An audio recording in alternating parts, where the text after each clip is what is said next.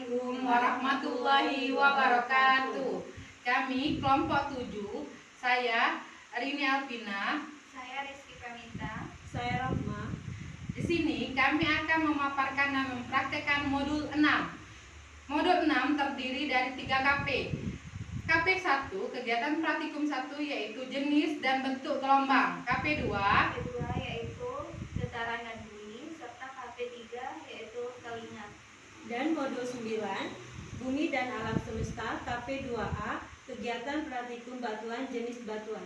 silakan menyaksikan. Gelombang KP 1, jenis dan bentuk gelombang. Percobaan 1, percobaan jenis-jenis gelombang. Alat dan bahannya adalah selingki, kabel, karet gelang, dan benang kasur. Kita gerakkan selingki ke kiri dan ke kanan sehingga terjadi rambatan pada selingki yang berbentuk gelombang.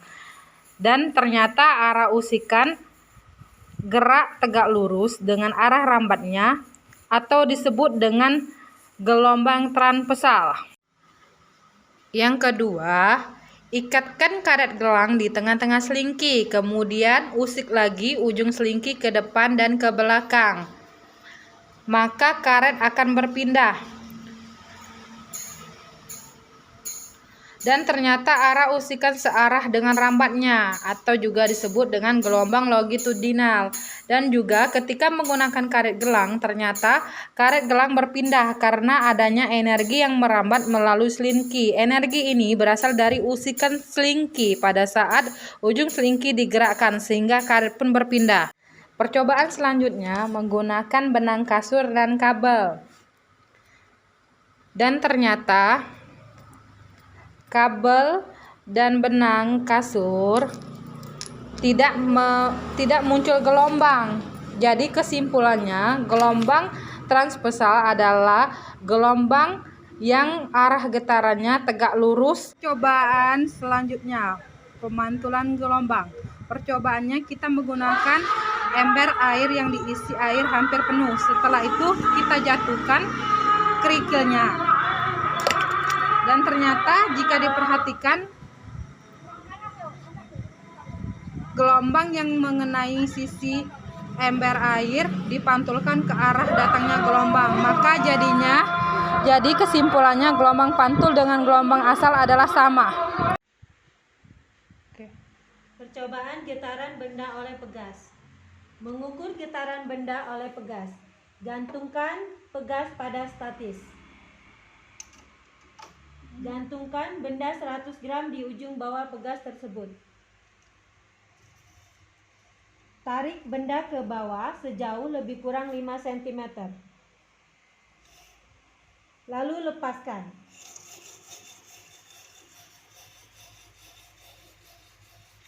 Getaran benda pada pegas dengan massa benda yang sama dan waktu getaran yang sama pula, yaitu 20 kali, serta periodenya juga sama meskipun terdapat selisih waktu yang sangat kecil namun dianggap sama. Sedangkan getaran pada pegas pada massa benda yang berbeda maka akan menghasilkan waktu dan frekuensi yang berbeda pula. Kesimpulan, getaran benda pada pegas, periode dan frekuensinya dipengaruhi oleh massa benda. Percobaan getaran benda pada ayunan bandul sederhana. Pengamatan dilakukan dengan melepas beban pada titik A. Kemudian beban kembali ke titik A untuk pertama kalinya. Untuk hasil pengamatan berikut ini, periode dan frekuensi setiap bandul dipengaruhi oleh beban. Periode dan frekuensi dipengaruhi oleh panjang tali juga.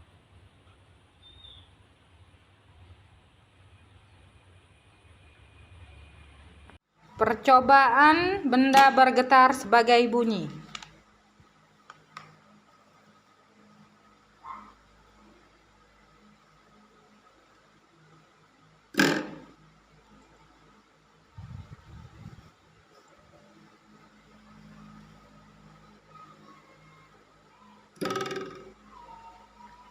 Dari percobaan ke 5 cm sampai ke 25 cm.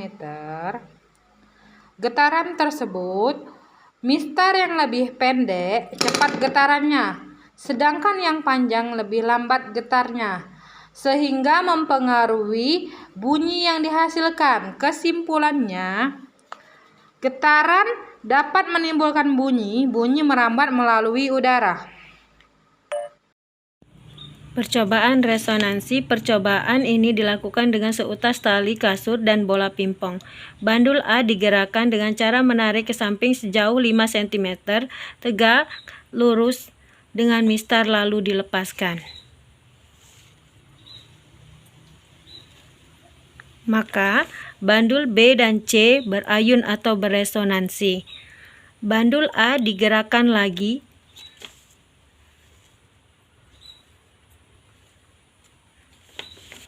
dengan mengamati lebih lama. Ternyata semakin lama bandul A berayun, maka makin lama pula beresonansi pada bandul B dan C, dan makin lambat maka melambat pula resonansinya. Jadi kesimpulannya, resonansi adalah peristiwa ikut bergetarnya suatu benda oleh pengaruh getaran benda yang lain. Cara terjadinya resonansi adalah jika bunyi tersebut terdengar keras dibandingkan dengan bunyi asalnya.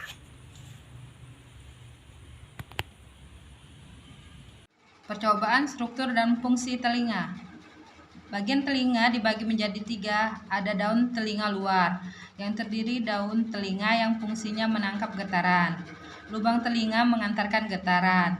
Kelenjar minyak menangkap partikel debu dan menghalangi masuknya air. Dan gendang telinga meneruskan gelombang bunyi dari udara. Telinga tengah terdiri dari tulang marti yang menangkap getaran dari gendang, tulang landasan telinga dan meneruskan ke tikap opal, dan tulang sanggurdi. Pembuluh Eustachius memasukkan udara ke telinga tengah dan menjadikannya tekanan udara di gendang telinga. Telinga dalam yang terdiri dari tingkap opal yang fungsinya untuk meneruskan getaran ke rumah siput. Semikuler kanal atau 3 saluran setengah lingkaran fungsinya untuk menjaga keseimbangan tubuh. Dan koklea fungsinya untuk mengubah getaran menjadi impuls dan meneruskannya ke otak. Mekanisme transmisi pendengaran. Gelombang suara masuk melalui telinga dan ditangkap oleh gendang telinga. Kemudian terjadi vibrasi atau getaran.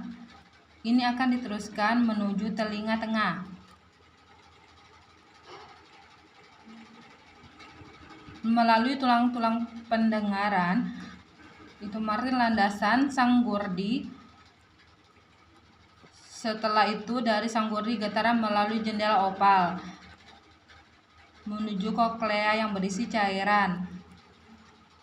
Selanjutnya getaran diteruskan menuju jadilah gundar dengan arah gerak yang berlawanan. Setelah itu getaran akan diterima oleh sel-sel rambut atau reseptor dalam organ kurtik.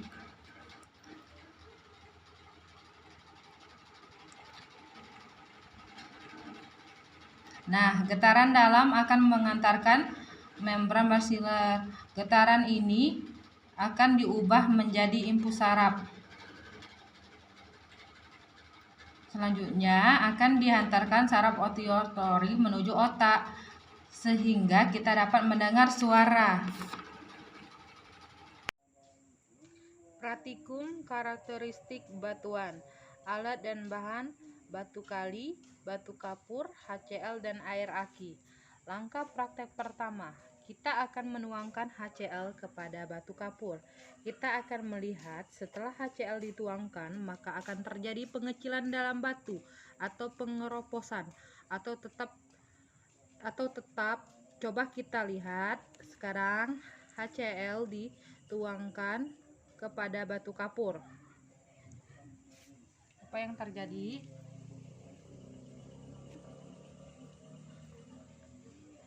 Ternyata batu kapur bisa melepur ketika terkena HCl, berarti batu kapur ini termasuk batu endapan, bukan batu asli. Selanjutnya kita siramkan batu HCl ke batu kali.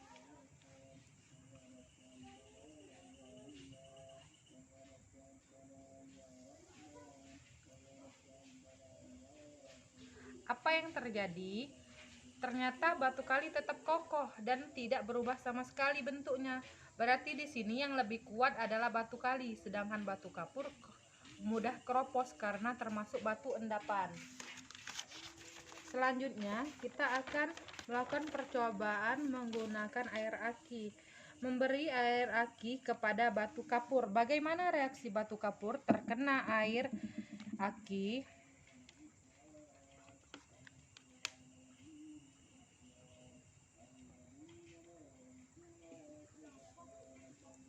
Ternyata tidak seberapa, tidak ada pengaruh dan tidak seperti yang tersiram oleh HCl karena di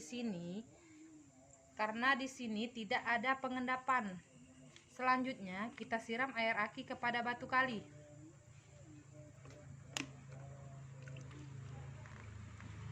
Bentuknya tetap sama, tidak ada perubahan. Inilah perbedaan antara batu kali dan batu kapur. Batu kapur mudah keropos dan termasuk batu endapan atau sedimen.